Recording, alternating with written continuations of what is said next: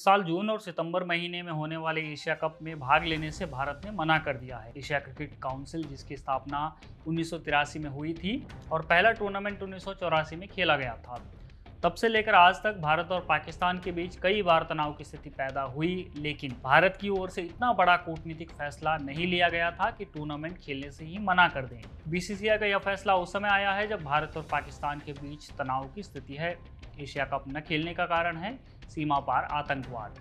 पाकिस्तान समर्थित आतंकवादियों का पहलगाम में टूरिस्ट पर हमला करना और फिर भारत की जवाबी कार्रवाई के बदले भारत पर ड्रोन और मिसाइल से हमला करना। मुंबई हमले के बाद से भारत पाकिस्तान के सारे मैच या तो भारत में हुए हैं या फिर किसी न्यूट्रल वेन्यू पर। भारतीय टीम पाकिस्तान की जमीन पर नहीं उतरती है। हालिया आईसीसी चैंपियंस ट्रॉफी में हमने यह देखा कि भारत ने अपने सारे मैच दुबई में खेले हैं। भारत आईसीसी टूर्नामेंट्स खेलता आया है और आगे भी खेलेगा। आईसीसी टूर्नामेंट्स खेलने से भारत मना नहीं कर सकता है, क्योंकि उससे संपूर्ण क्रिकेट जगत प्रभावित होगा और इसका असर भारत पर भी पड़ेगा। लेकिन भारत एशिया क्रिकेट काउंसिल द्वारा आयोजित किए जाने वाले टूर्नामेंट्स का बॉयकॉट कर सकता है, खासतौर पर तब जब पाकिस्तान के मंत्री और पीसीबी के चेयरमैन मोहसिन नकवी एसीसी के प्रेसिडेंट हों।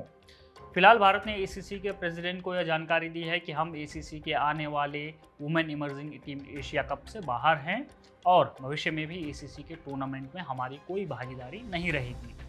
आपकी जानकारी के लिए बता दें कि अगले महीने यानी जून में श्रीलंका में women emerging team Asia cup होना है और फिर सितंबर में men's Asia cup. Asia cup जिसमें शीर्ष 5 देश भाग लेते हैं: भारत, पाकिस्तान, अफगानिस्तान, बांग्लादेश और श्रीलंका।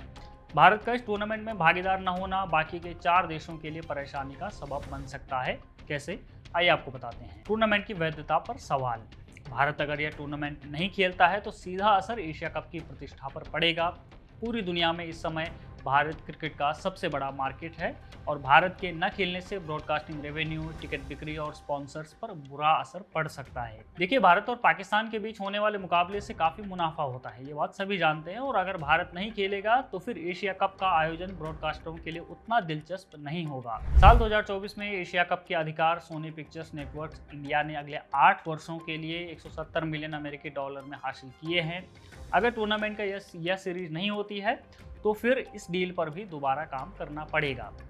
एसीसी के 5 पूर्ण सदस्य देश यानी भारत, पाकिस्तान, बांग्लादेश, श्रीलंका और अफगानिस्तान, इनको ब्रॉडकास्टिंग रेवेन्यू से 15% मिलता है और बचा हुआ पैसा एसोसिएट्स और संबद्ध कंपनियों के बीच बढ़ता है। अब भारत नहीं खेलेगा तो क्या कुल 4 देश इतना पैसा और जनता जुटा पाएंगे? ये बड़ा सवाल है।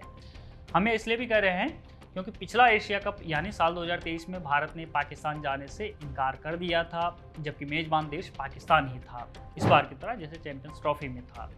तब भारत के सभी मैच श्रीलंका में खेले गए थे, जो कि पीसीबी के लिए निराशाजनक साबित हुआ, रेवेन्यू के लिहाज से भी, और पाकिस्तान फाइनल में भी नहीं पहुंच पाया था इस लिहाज से भी, और श्रीलंका के खिलाफ भारत ने यह मुकाबला जीता था।